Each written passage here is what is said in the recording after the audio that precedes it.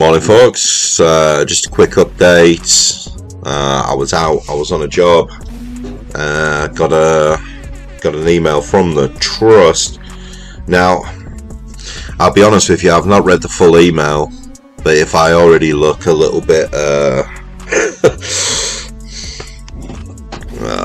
disappointed or upset, it's because I saw the tagline of the email before I opened it, on my phone. So I'm now going to read it proper for you. I'll put it up on the other side of the screen as usual. Right, York City Supporters Trust update 31st of March 2023. This is the bit that I read on the phone. Trust step in to pay staff and players. I'm not really going to give you an emotional response to this because I don't think I can trust myself if the content of this email is what I expect it to be from rumours I've been hearing. So I'm just going to read the email, bang, leave it at that. Yeah, I'm going to do my ranting and raving over this in private, But just know, if this says what I think it's going to say, I am furious.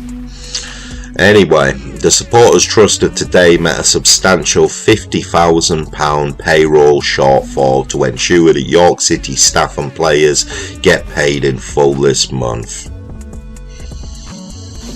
We were disappointed to hear that Glenn Henderson was unwilling to provide any funds to pay staff and had openly told club colleagues this was the case yesterday.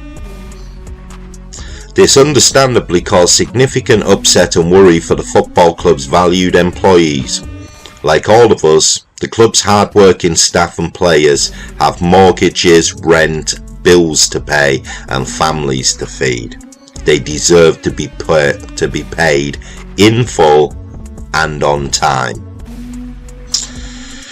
Aware that the club had no funds available yesterday morning, Trust-appointed club directors Alistair Smith and Mike Brown made arrangements to expedite several payments due to the club. The Trust then topped up the balance to meet the shortfall. In the past 2 months, the Trust have now made a total contribution to the club's payroll of £145,000. Anyway,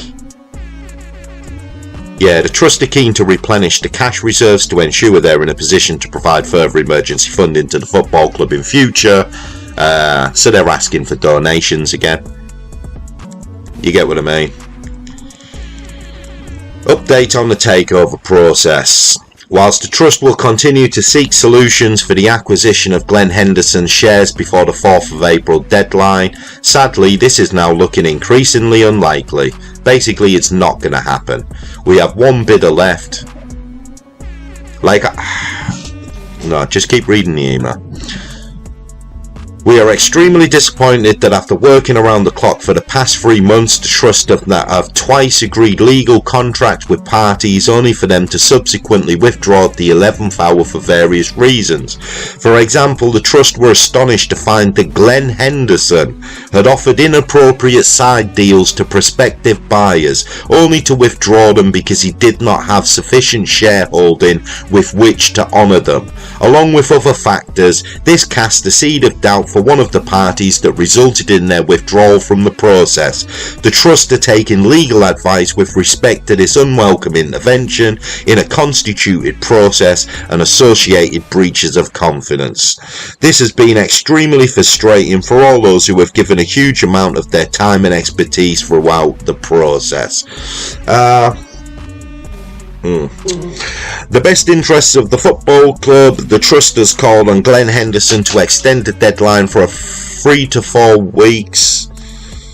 I think that's supposed to say for a 3 to 4 week period in order that investors can continue to complete their due diligence. Glenn Henderson has put forward alternative proposals, but they are so preposterous that no investor or the Trust could ever accept terms.